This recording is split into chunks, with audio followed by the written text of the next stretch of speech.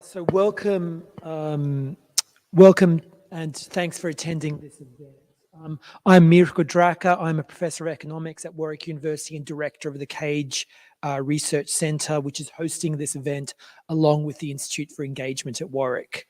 I'm really pleased to be here in central Coventry for the festival, the ESRC Festival of Social Science.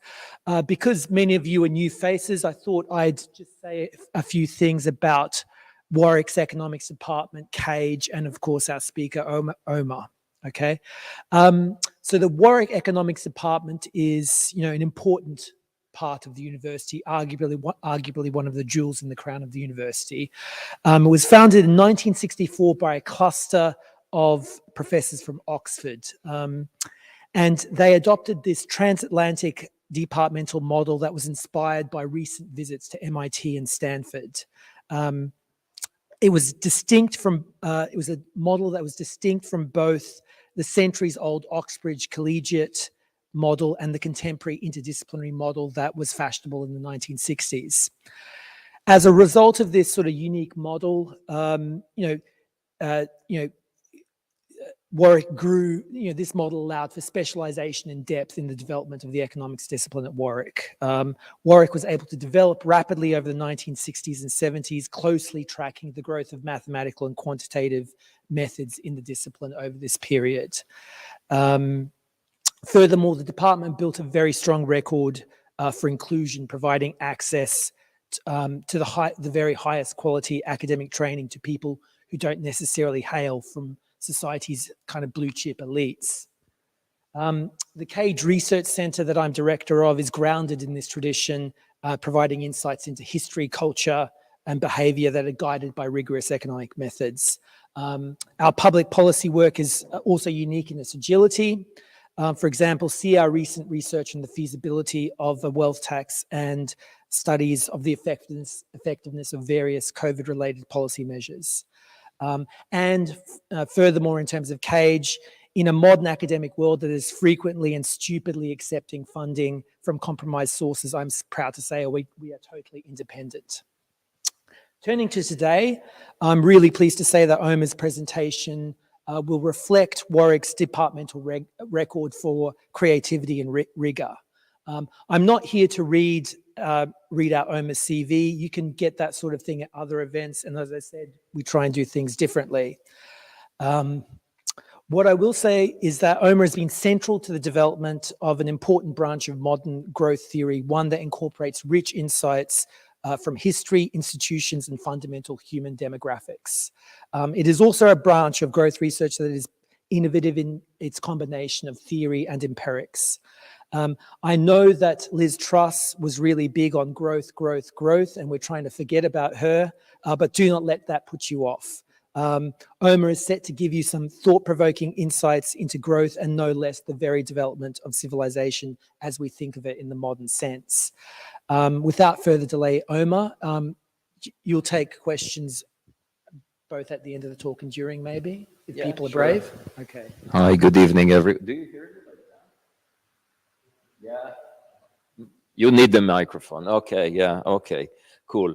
So thank you very much for joining us tonight. So I will basically talk about my research with Yoram Meishar from the Hebrew University of Jerusalem and Luigi Pascali from Pompeu Fabra and Barcelona School of Economics. And so this, it's a research we're working on for 17 years, and it was finally published in the Journal of Political Economy just this year, and we're quite happy about it because it's one of the top journals in economics. So let me tell you what this research is about. Before we even go to the research itself, just to motivate the question, if you look at this map of the world, this is today almost. So this is a map that is distorted in a way that countries are inflated or deflated so that the area of all the world is the same in terms of GDP output per unit of land. So it basically helps you see where there is economic output, which are the areas that are developed, which means high output per capita or a lot of people. And you could really see the United States, you could see Europe, you could see China, you could see even areas in which there is high productivity in terms of income per capita, but not many people, like Australia. Australia has actually shrank here because it's a large amount of land. Anyway, you get the picture. And the next one is the same idea, but 500 years ago.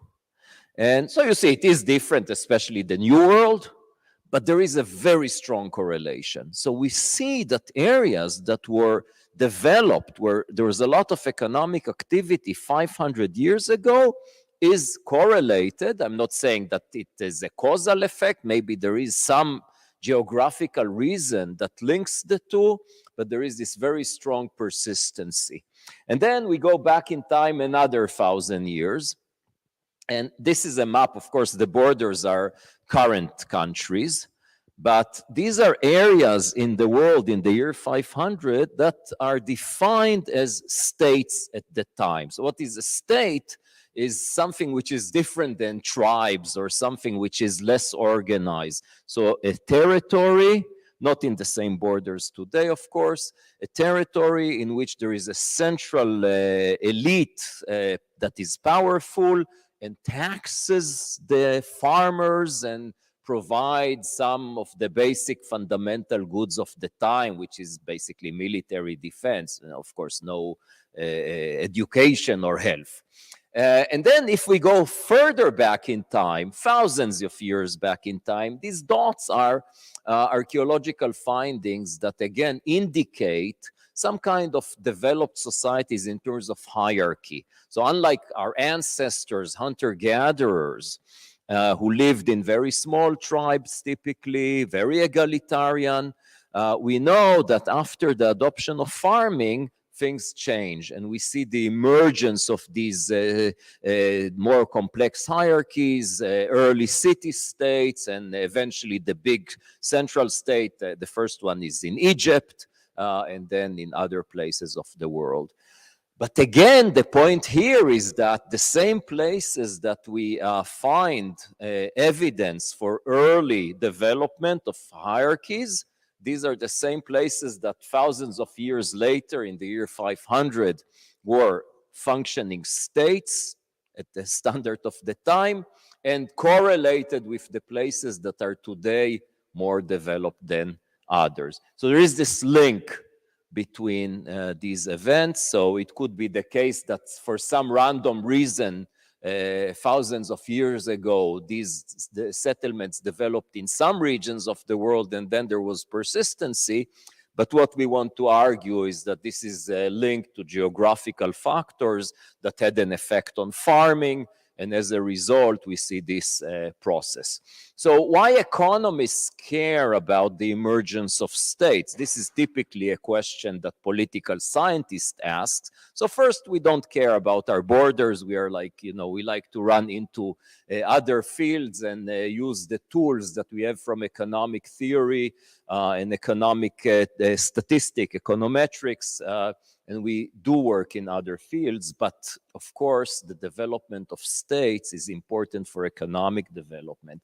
And in the historical context, it is the issue of state capacity, the capacity of the state to tax and provide crucial public goods for economic development. And the historical context, as I already said, it's security, law and order, protection of property rights. So if we are trying to understand the big question of gaps in income per capita between countries today, we have to go. I mean, that's not my claim or our claim. This is a very large literature in economic research that this has to do with the type of institutions. And when we say institution, we mainly mean the protection of property rights, because that's a key for economic development.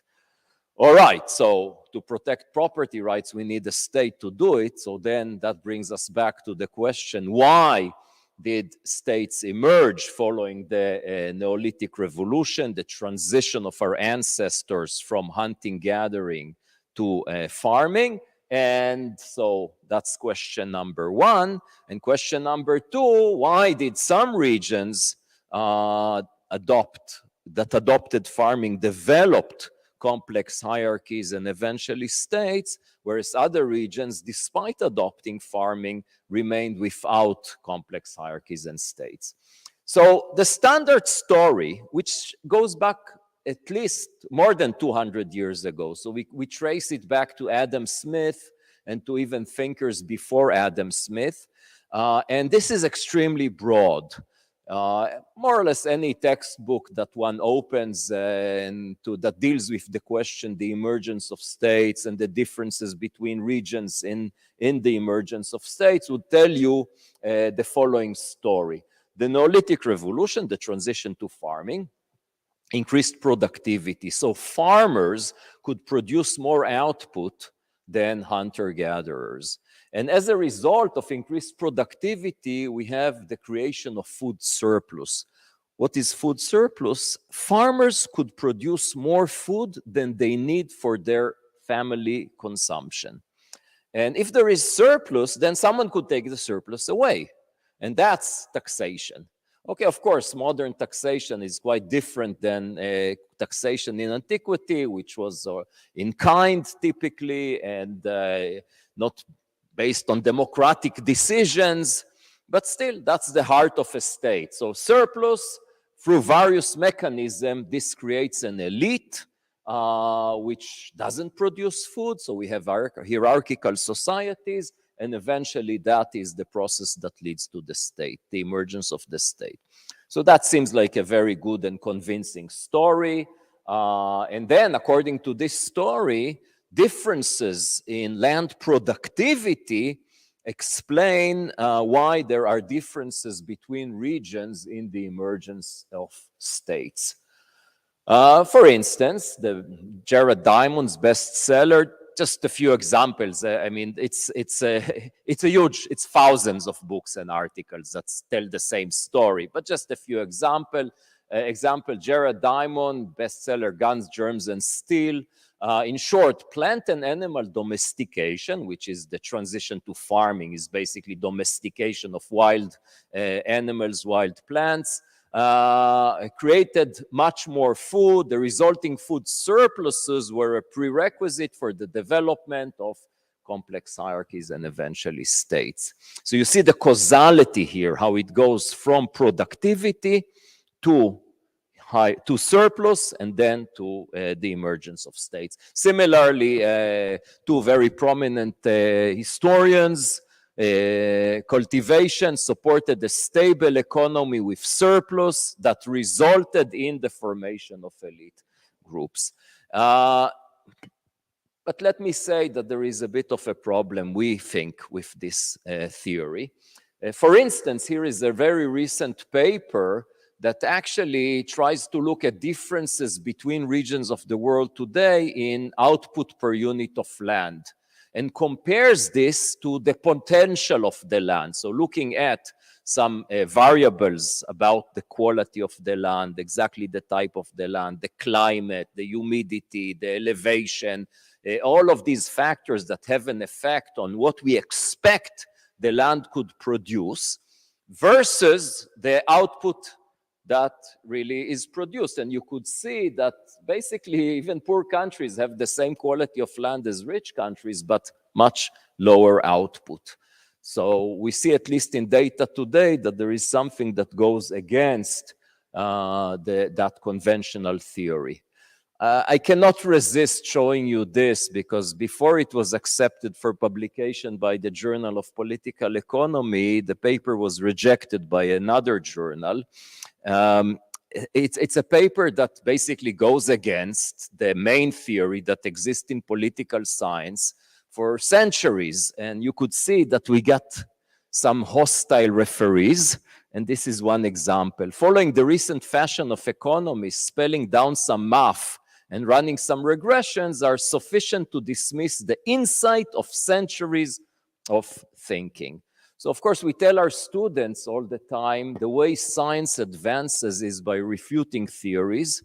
But then I tell junior researchers, don't refute theories. Wait until you're tenured and you're a senior professor, because that will give you a very hard time. And it really was, it was hard to publish this paper. You'll see that we do not rely on any, some math, no math, just logical arguments. And of course, one could dismiss any very serious empirical work, which I hope, although I will not show you equations and tables of numbers, but I hope I will convince you that what we did is not just running some regressions. Anyway, the insights of centuries of thinking.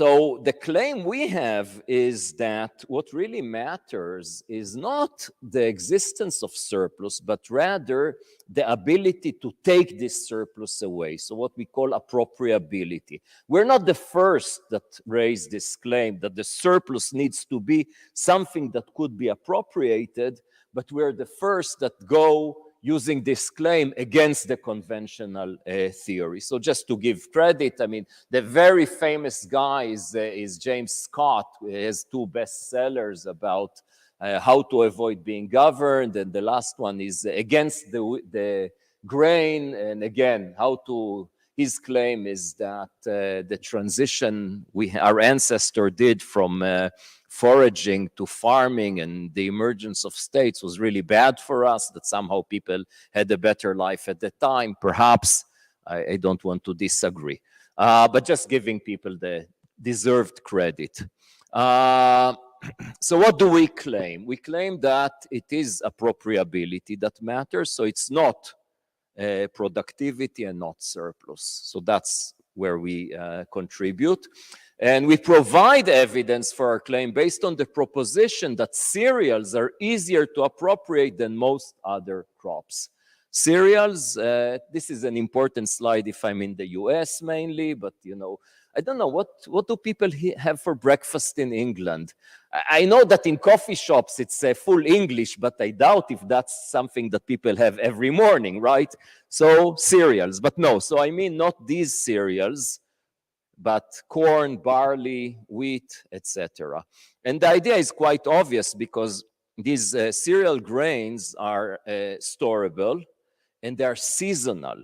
So farmers who rely on a staple crop like wheat or rice, the harvest typically takes place once a year, and then it has to be stored. So it's not just that it is storable, storage is required.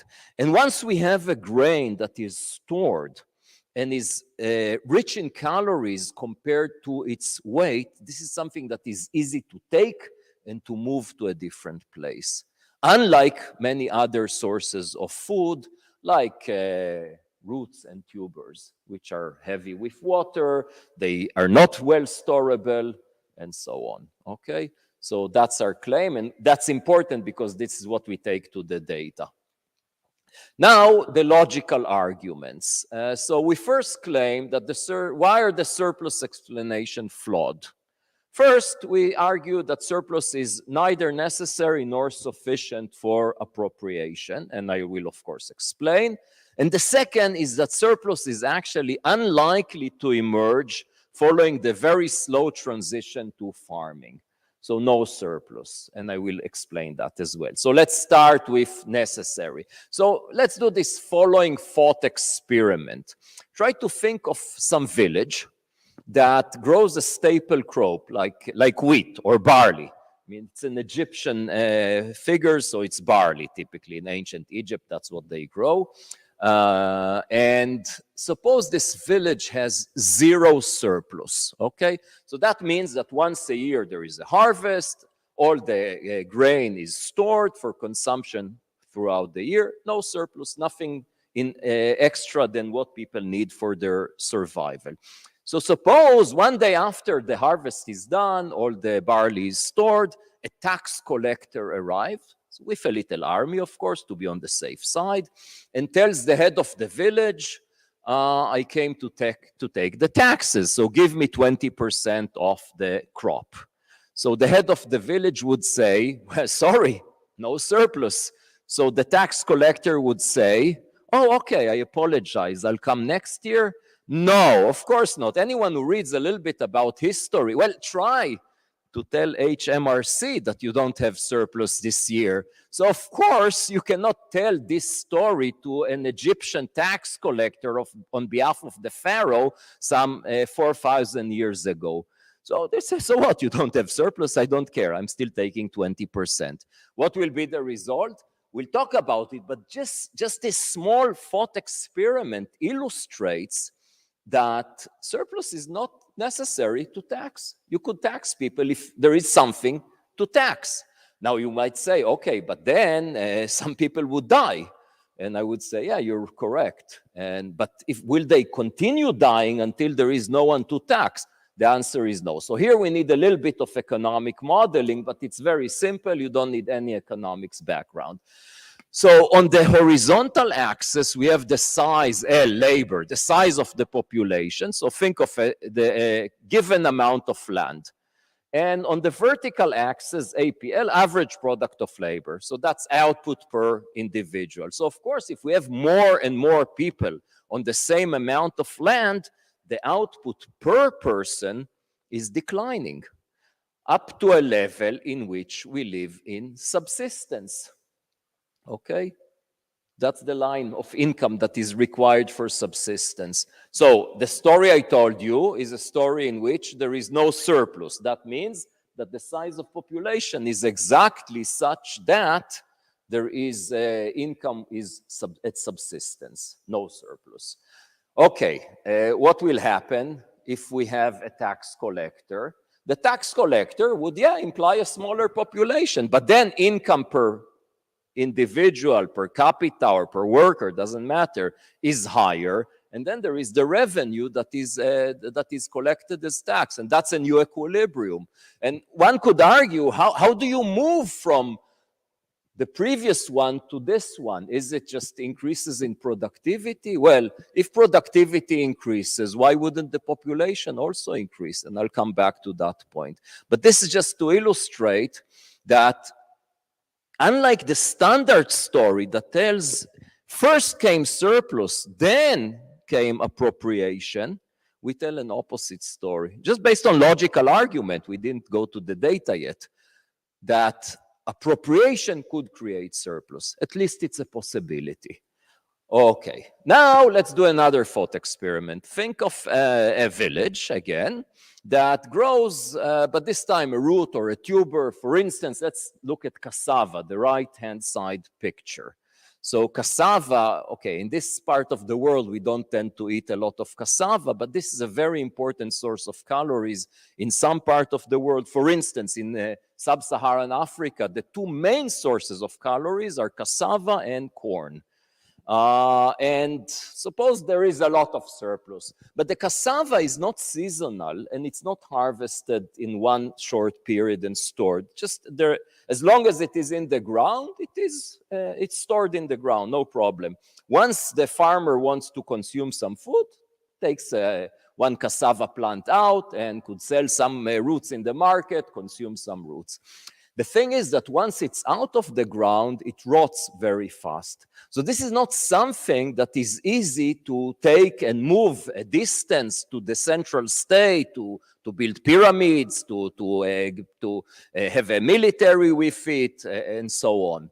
It's just technically very difficult. It's bulky, it's heavy, and it rots very fast. So you see, in this case, even if there is a lot of surplus, it's very hard to imagine, like for instance, in ancient Egypt, suppose instead of barley, they would grow cassava, it would have been impossible to build the Great Pyramids and to have this very powerful central state. Finally, and here I refer to Thomas Malthus, and Thomas Malthus had an explanation for a very important fact about our history, which is that until the Industrial Revolution, some 200, 300 years ago, despite a lot of improvements in productivity, knowledge that improved productivity, as, for instance, the transition from hunting-gathering to farming, the domestication and the breeding of better plants and animals, better in the sense of suitable for human consumption, irrigation systems, and so on and so forth. all of that did not translate to an increase in income per capita. And Thomas Malthus, who published his big research in 1798, so more or less at the eve of the Industrial Revolution, provided the explanation. And I think that this is the only explanation that makes sense, which is that with the growth of aggregate income, population also grows. So basically, when conditions are good in the sense that income per capita is above subsistence, people have more children that survive to adulthood. And then if we have a growth of income, aggregate income, total food in the economy, and population also grows the same rate, then there is no surplus. And there's a lot of evidence to support the Malthusian story or theory.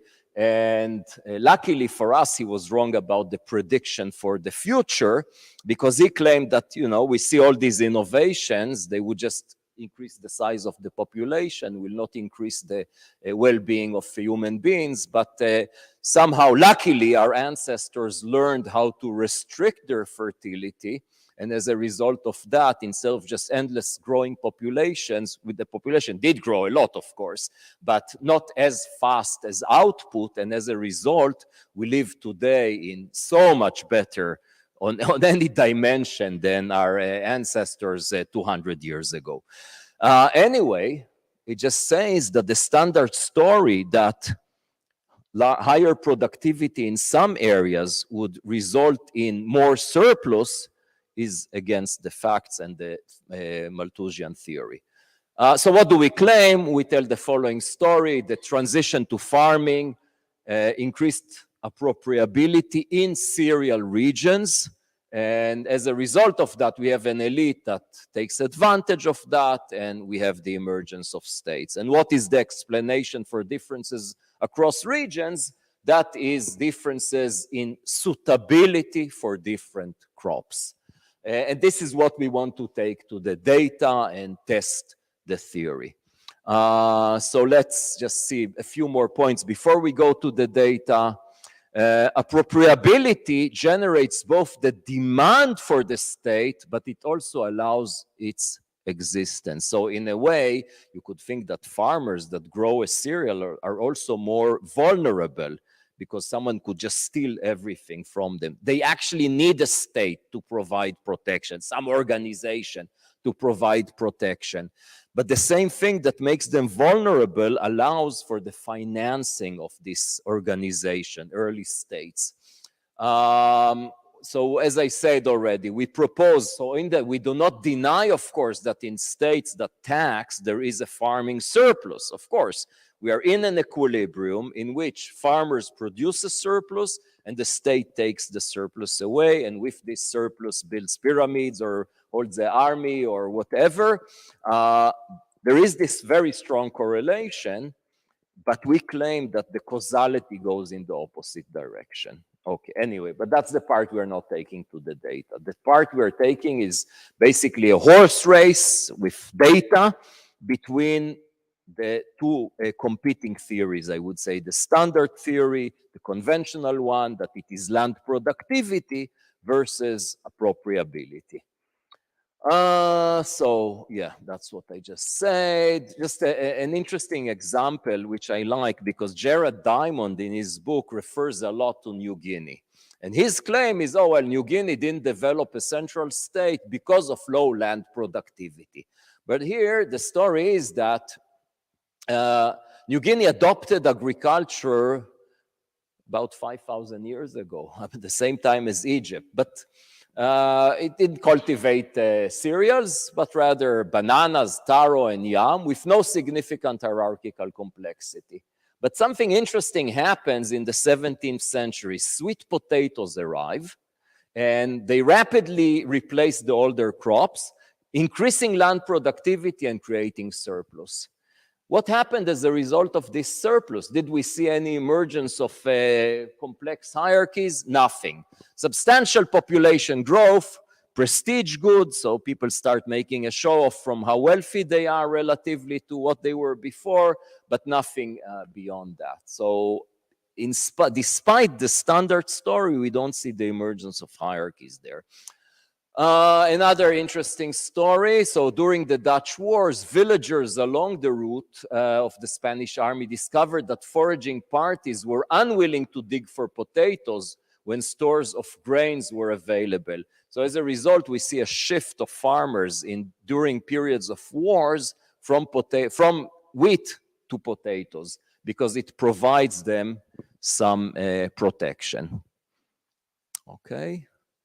Any question? If you have any questions at that stage, you're very welcome to ask, because otherwise I'll just talk about how we address the data. Yeah.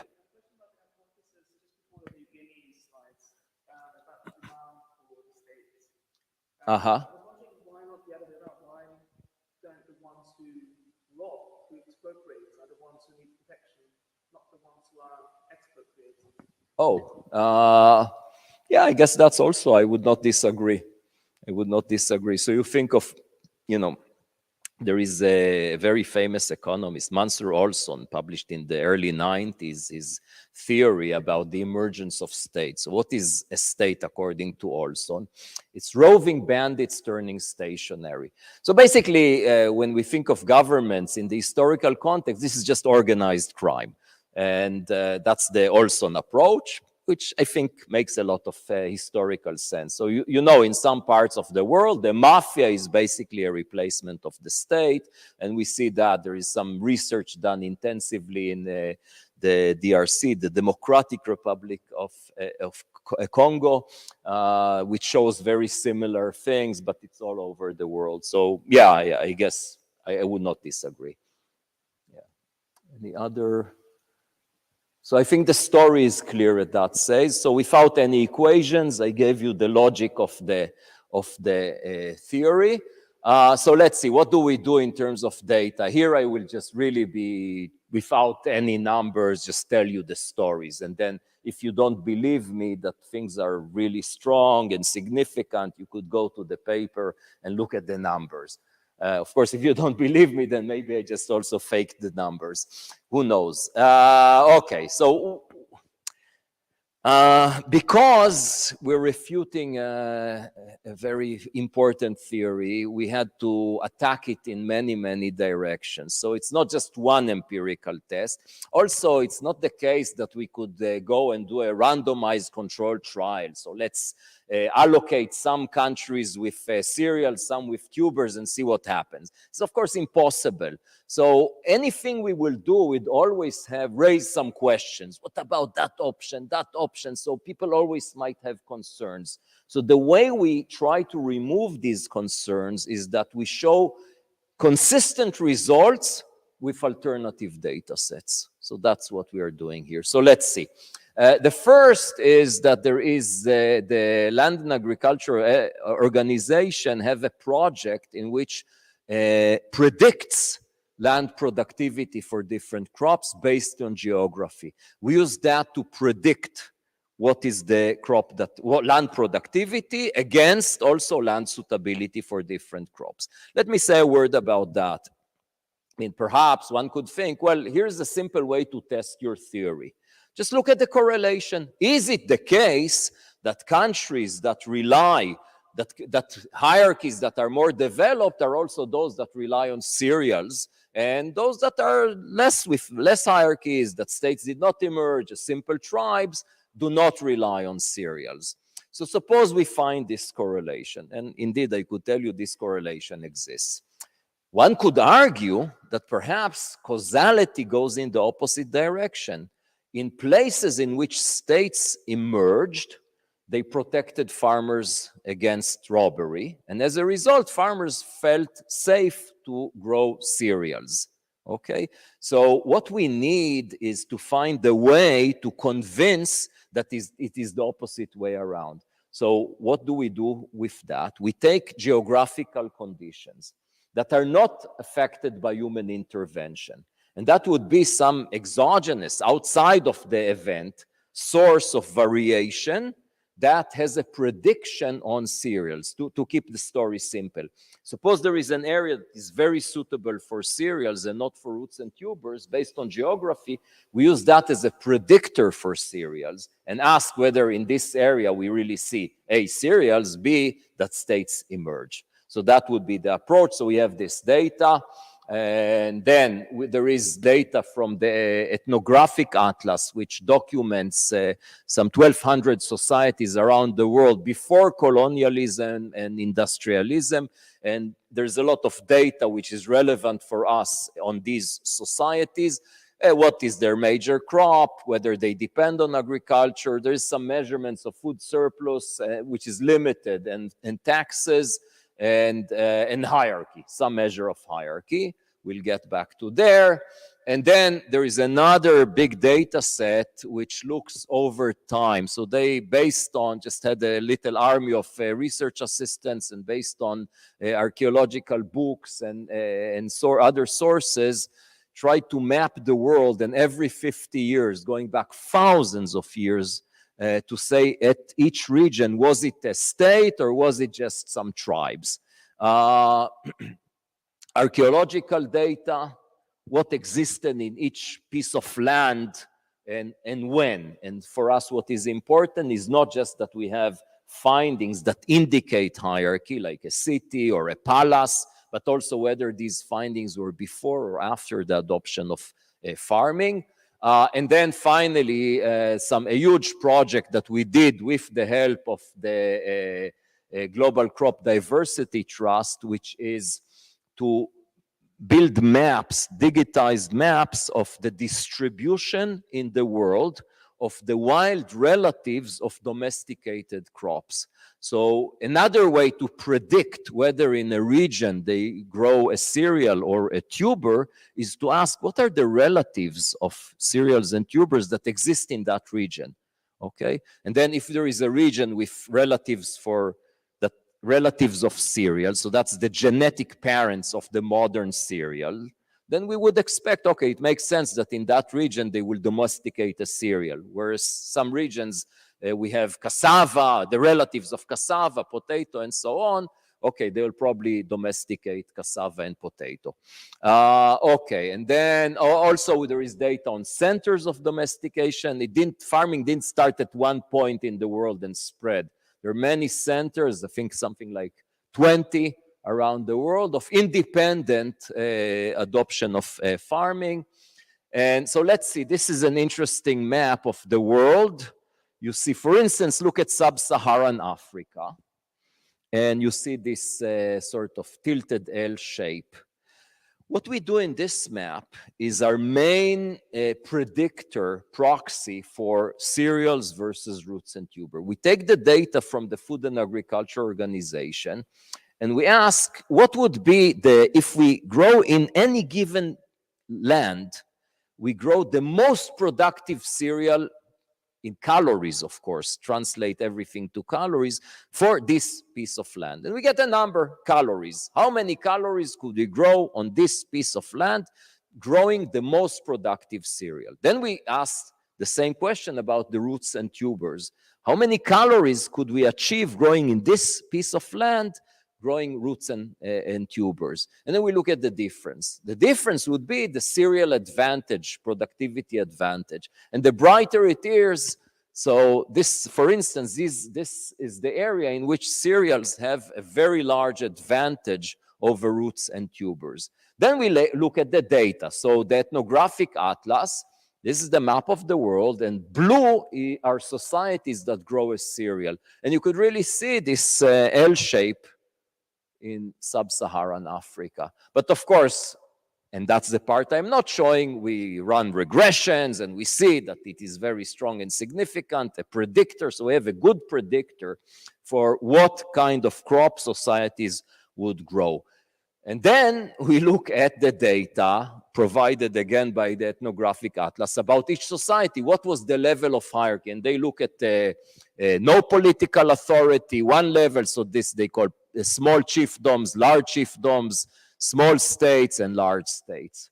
And then we show this very strong correlation between the predictor of cereals and states. And that we reasonably interpret as a causal effect. Another experiment we do, or exercise we do, we look at the Columbian Exchange. What is the Columbian Exchange? Before Columbus arrived to America, the crops in Europe, in the old world, Europe, Africa, Asia, were different than the crops in the Americas. So you could see in this figure, for instance, what's important for us is that the potato, sweet potato, cassava, went from America to the old world. But many cereals, corn is a cereal that went from New World to Old World, but many cereals went in the opposite direction. In fact, all the big important cereals went in the opposite direction. So then we ask, as a result of this transition, what happened to land productivity and the advantage of cereals over roots and tubers in different regions of the world? And could this change explain changes in the development of hierarchy? And what we show, and I actually forgot to say it before, not just that we show, so going back, not just that we show that cereals explain states, but land productivity, once we also control for cereals, just disappears, the effect disappears. So in other words, if we look and just test the conventional theory, yes, land productivity seems to be very highly correlated with states, but we throw in a control on cereals, this effect disappears. It kills it completely, and cereals win the race. Same here. Cereals explain, nothing is left to be explained by land productivity. That's just a cute thing, I think. We ask, could the Columbian Exchange explain the emergence of states in different point in time, the year 1000, as if we don't know when it happened. And you see that the data tells us exactly when the Columbian Exchange happened. Finally, we look at as I told you, the distribution of wild relatives. Well, not finally, almost finally, of wild relatives in the world. So for instance, green is just wild relatives of roots and tubers. Yellow is both. And the other colors are just the numbers of wild relatives of cereals. So for instance, you could see the area called the Fertile Crescent, where farming started in the world. And you could see that's the area with the most different types of relatives of cereals that exist in the wild. And that's where really farming started, and ancient civilizations like Mesopotamia and Egypt, that's where they are. What do we find? So we actually find something which we were even surprised how strong this is. What is the condition for the emergence of states? The existence of relatives of cereals, but only relatives of cereals. So areas in which we had both relatives of cereals and roots of tubers, states did not develop. What's the interpretation? Well, farmers, if they have the option to grow a tuber or a root, they choose to do it. Why? Because this allows them to avoid taxation. So in a sense, you could say that it's not high productivity of land that promoted states. In a sense, it's the opposite. When you have high productivity of crops that allow avoiding taxation, this provides protection to farmers. But this is a curse of plenty, because in the long run, these are areas that are poorer. So in a way, we could think, those of us who live in developed countries, that lucky us that our ancestors had to pay taxes, because now we have a state that provides us with law and order and many other things. Of course, there is a big debate among economists and many others. What's the optimal size of the state? Is it maybe too large? But that's beyond the point of this paper. Here, the focus is really the emergence of states and the provision of just protection of property rights. And then we do the same exercise based on, or a very similar exercise based on proximity to centers of domestication. And we know from archaeological work, Where was domestication taking place? Was it a cereal or a root and tuber? And again, we show that the proximity to just adopting farming doesn't matter. What really matters is being close to a center of cereals.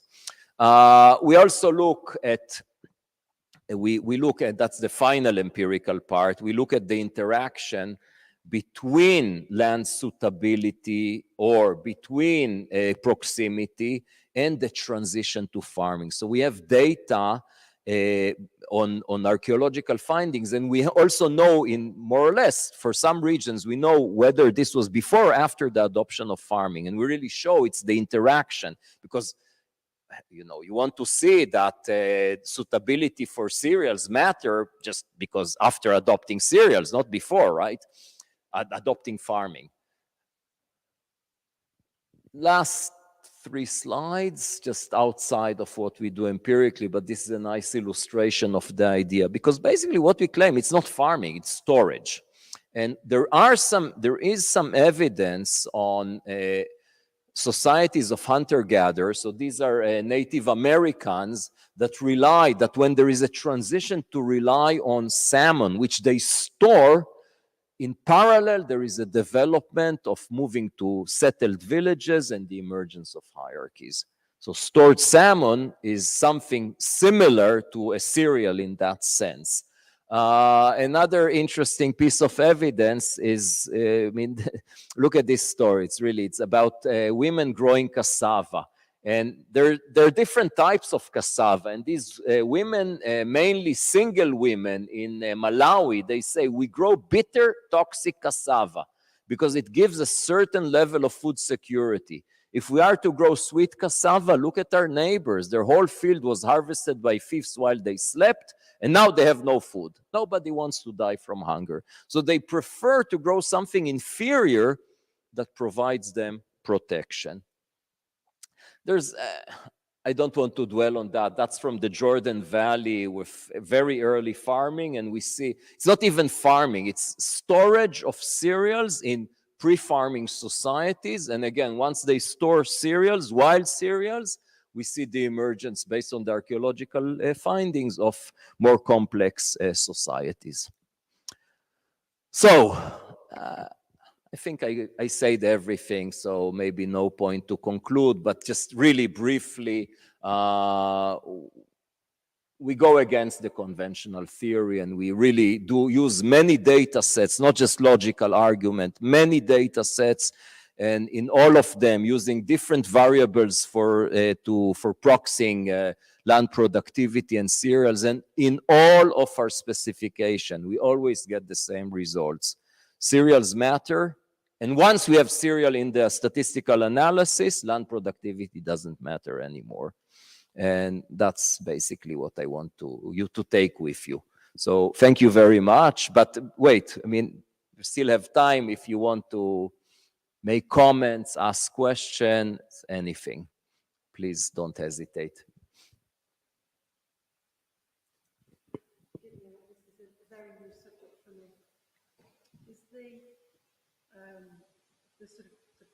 The lines on the ground, if you like, where the countries began, is that purely because the states were stronger, they got the security, and therefore they could, don't know if you need that. I think for the recording or whatever. Okay, so I'm trying to understand if, as these states became stronger and more powerful, was it them that then decided where the borders should be? Yeah, that's a very good question. In most of our analysis, we take borders as given. In many of our analysis, we actually ignore borders completely. And what we do is we just draw straight lines, every 1 degree, north-south, every 1 degree, east-west. So we get these completely random blocks of land. And we take, okay, these are our units. And we ask what happens in this block in terms of the archaeological data. But then your point, I think, is extremely valid. We didn't go into that direction, but to ask what determines borders? In what direction did countries, empires develop? And I strongly believe, and some anecdotal evidence is clearly consistent with that, is that they develop in directions in which they could extract wealth. And to extract wealth, you need, well, there are other things, of course, not just calories, but cereals are easier to extract then. So I'm pretty sure that that would help understand the way countries developed historically. Thank you. Here, the microphone is arriving. Given the L shape you show for sub-Saharan Africa, why then can we, or would it be appropriate to say that the population in that area has not developed financially strong as it would have done north of the sub-Saharan line, so across Europe and across into sort of Italy and across that you were showing? Given they had so much wealth, why do they have such endemic mafia? I can't think of the words. Mafia. Why do they have so much endemic? Where you're talking, like in Italy, for instance? No. In Africa? In that line. In sub-Saharan Africa? Yeah. So they don't have. There's a massive population of people who are incredibly poor. Yeah. And till yet today. they have phenomenal amounts of wealth driven by the cereal argument. No, but they don't. So in Africa, they don't really grow much cereals. And it is a bit of a puzzle because some areas in Africa, look, I think I should say the following. Of course, we don't explain everything. We just show a very significant causal effect, but it doesn't explain everything. So there's still, it's not that geography completely, everything is predetermined and nothing random could happen. I think that if we try to understand the development of the world, there are fundamental forces, but there's a lot of random stuff going on which we cannot control. So there could be many other things. And indeed, some regions of Africa are suitable for cereals. And yet, maybe the story is that despite suitability for cereals, they could also grow tubers. That would be my take on it. And I think that's when you look at the map, yeah, you could see that in most places, well, but there are some places that are not suitable. Well, at least they are suitable for tubers, but they didn't have the wild relatives, or they're probably less suitable. So I don't know the answer for that.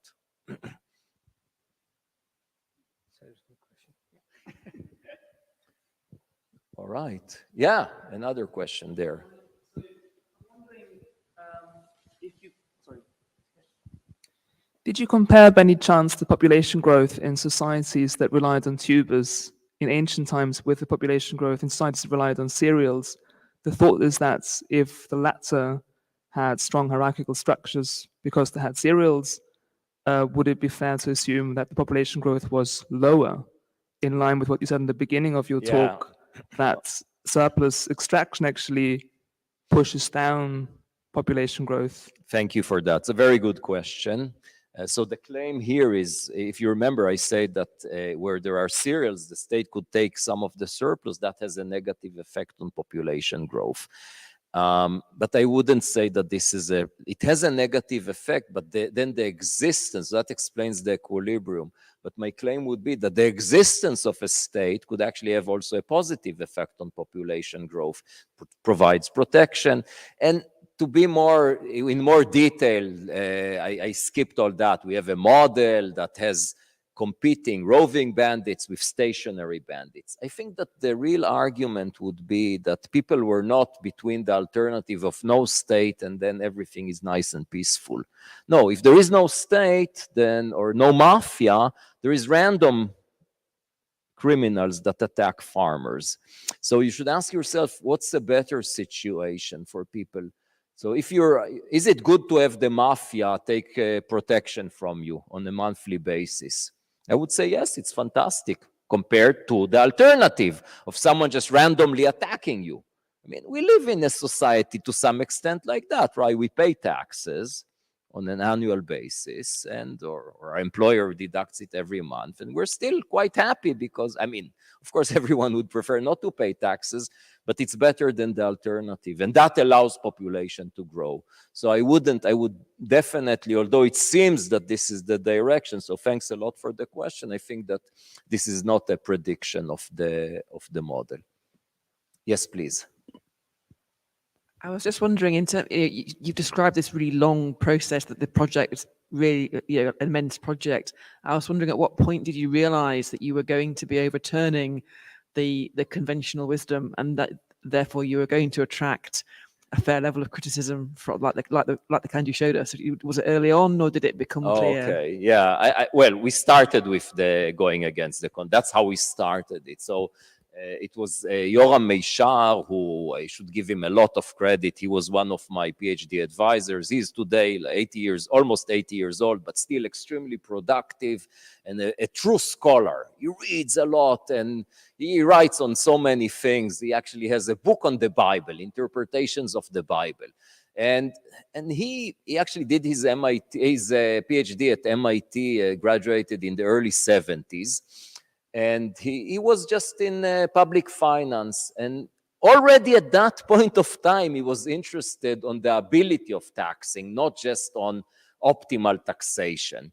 And we had many conversations, and this led us to really question basically the Malthusian story, to question the conventional wisdom. That's how we started.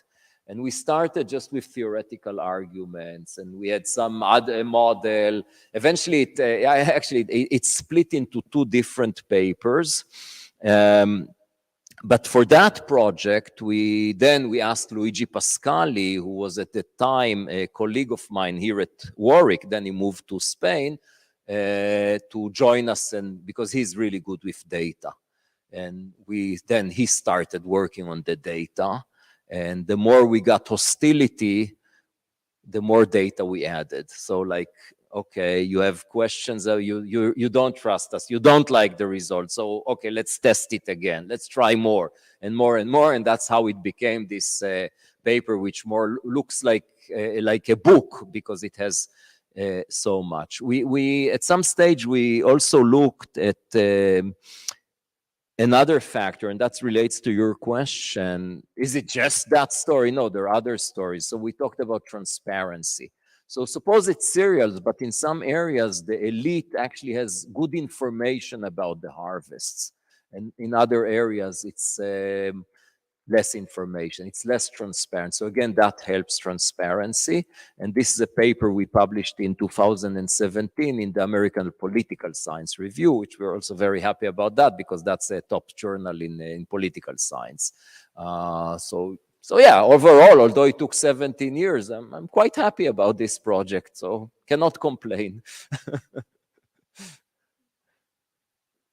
Yes. 1 second, just the microphone. Thank you. Just a quick question, really. I'm finding it very interesting, but thank you. What I'm thinking about is the warming world that we live in, and your opinion on whether your theories will still be as they are now, or can you envisage change? Yeah. Okay. So I two things to say. One, I don't know the future. Yes, Personally, sure. I'm concerned about climate change, but I don't know the future. But I think that if I would take your question to a different direction, the relevance of all this theory and evidence to understanding what happens today. I would say that you cannot claim that, I am not claiming at least, that countries are poor or rich today because they grow cereals or roots and tubers. What my claim is that there is, and that's not my claim, there's a large literature, research literature that claims there's a lot of persistence. So the argument you should take from here, that's what the way I think about it, is that historical stories that had an effect on how states developed in the past, and then there is persistence of institutions. Of course, there is some reversal of fortune here and there. You know, you think of Singapore, for instance, very rich country, but very tropical, not very suitable for cereals, but still it managed to escape poverty. So it's not that it's predetermined, but there is this persistency. Thanks. Yeah. So probably not a question that the paper tries to answer, but maybe it throws up. Like in the regions where we had relatives of both cereals and tubers, the results show that they had no, they decided to grow tubers and there was no emergence of state. So to be honest, I don't know what they decided to grow, but they just see that states did not develop. Yeah. I mean, it would be interesting to see. Sorry, again, sometimes I know some, depending which data set, okay, but mostly I don't know. But I mean, what the pattern of emergence of states specifically for those countries was. So again? What the pattern for emergence of states or reasons for emergence of states in those specific countries which had relatives of both cereal and tubers? I don't know. Like you ask, okay, still, we see that states did not emerge historically, but then we later on have states. What really happened? Like Singapore, for instance, a well-functioning state. I don't know. I don't know. Mirko. Okay, so a big picture question. So this discussion made me kind of think, or reminded me that the concept of appropriability and of rent, the related concept of rent capture, are these sort of the big obvious ideas that that should be at the forefront of our minds, but we sort of forget about, right? So if I open up the newspaper or go to a news website and I look at all of the bad guys, like the Russians, they're the bad guys, they get their regime is sustained by oil. The Saudis are bad guys, the same thing. Iran, they're the bad guys in the papers at the moment, right? So, like, what do you think is, do you think this concept of appropriability, like it's, there's a thread in political economy, right? That links up with like the natural resource curse, for example. Yeah. Yeah, good question. I don't know. It's something to think about. I don't want to just mumble something meaningless now, so I'll think about it. All right. Good. Thank you very much. Thanks a lot. Thank you very much.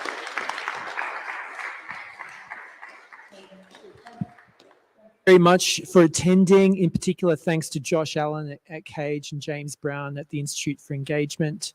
It's really gratifying to have all of you people come out. We'll judge this to be a very, very successful event, and you asked some really great, insightful questions. And also just finally, just join me finally in thanking Omer, Josh, and James. Thanks. Thank you. And I think we've got some refreshments at the back, and some of us will stick around to chat if you like. Thank you.